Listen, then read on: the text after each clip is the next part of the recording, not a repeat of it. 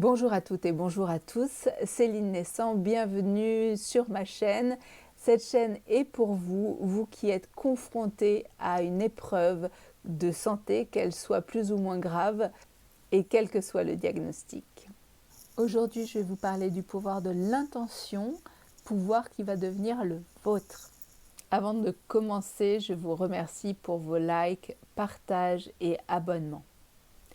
Qu'est-ce que le pouvoir de l'intention? Le pouvoir de l'intention, c'est de faire que celui-ci soit un allié pour vous diriger dans ce que vous devez traverser. Pour ce faire, c'est assez simple. Choisissez tout d'abord un petit cahier que vous pouvez déposer sur votre table de chevet ainsi qu'un stylo. Que ceci vous plaise, qu'il vous donne envie d'être feuilleté, d'être pris, d'être manipulé. Ne prenez pas quelque chose comme un vulgaire bout de papier ou un crayon qui ne vous plaît pas plus que ça. Choisissez avec attention et amour ce petit répertoire qui va recueillir vos intentions.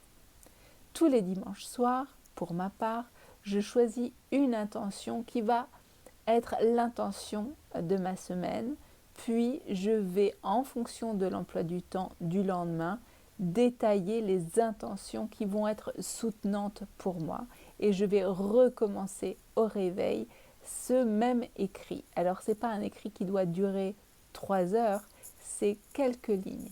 Je m'explique. Par exemple, pour la semaine, vous avez plusieurs examens à passer, des rencontres avec telle ou telle personne pour des obligations X, Y. Eh bien, dans quel état d'esprit vous souhaitez être? Dans quelle posture vous souhaitez aborder ces rendez-vous? Dans quelle vibration vous voulez vibrer? C'est important de vous projeter déjà dans votre semaine au meilleur de votre forme. C'est important de vous le dire, c'est important de l'écrire.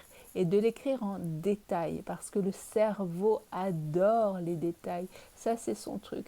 Donc, listez l'intention par le menu. Et c'en est de même pour l'intention ou les intentions de votre journée. Par exemple, si pour vous, le lundi, c'est une journée très émotionnelle, très perturbante pour X ou X raisons, et que vous souhaitez prendre un temps pour vous, notez-le. Parce que bien souvent, on peut passer à l'as, parce qu'on est tellement épuisé que non, on ne va pas s'accorder ce temps de détente, ce temps de repos, ce temps de se remettre à flot pour soi. Donc, je vais prendre cet exemple-là. Je souhaite prendre du temps pour moi. Alors ça, c'est pas très détaillé pour le cerveau. Mais par contre, aujourd'hui, je souhaite de prendre 20 minutes pour moi et que ces 20 minutes se passent dans ma salle de bain, dans mon bain, où je vais mettre des huiles essentielles d'eucalyptus et également une bougie et prendre un livre et le lire pendant 20 minutes afin de me reconnecter à moi, à ma puissance, à mon bon plaisir, à ma jouissance propre. Ça, c'est la première piste pour déclencher votre pouvoir de l'intention. La deuxième piste est celle-ci.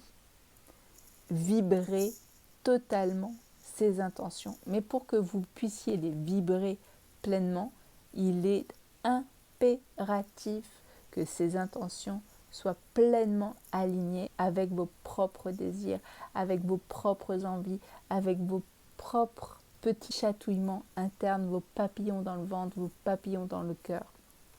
Posez des intentions pour vous qui vous donnent plaisir, qui vous donnent envie de passer à l'action dans ce sens pour vous soutenir et mentalement et physiologiquement. Donc, choisissez vraiment des intentions qui vous font kiffer. Choisissez des intentions qui vous donnent envie. Choisissez des intentions qui vous donnent le goût de les réaliser. Pas de challenge, pas de surperformance, pas je dois, il faut et ça doit être bien fait. Non, non. Qu'est-ce qui vous plaît exactement? Qu'est-ce qui vous donne envie de? Et lorsque vous avez connecté avec une envie qui vous est propre, une envie qui vous est complètement intime, vibrez-la, émotionnellement et physiologiquement parlant. Surtout, faites vibrer dans votre corps ce que vous ressentez. Je vais reprendre l'exemple du bain, c'est-à-dire qu'aujourd'hui, je vais m'octroyer 20 minutes dans un bon bain bien chaud comme je les aime, avec une huile essentielle d'eucalyptus et des bougies.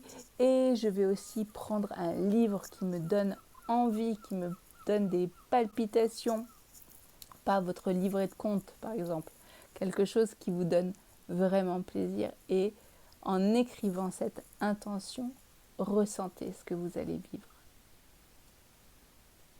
Ressentez pleinement. C'est ainsi que vous commencez à informer votre corps qu'il va y avoir des trucs assez sympathiques à vivre, et votre corps avertit votre cerveau que, en effet, pour vivre ces choses assez sympathiques, il est important de réaliser et de soutenir ses intentions. Plus vous allez vous accorder du temps de bien-être, d'envie, d'intention alignée à vous, plus vous allez soutenir et votre système immunitaire et votre morale. Je vous souhaite une agréable journée de dimanche.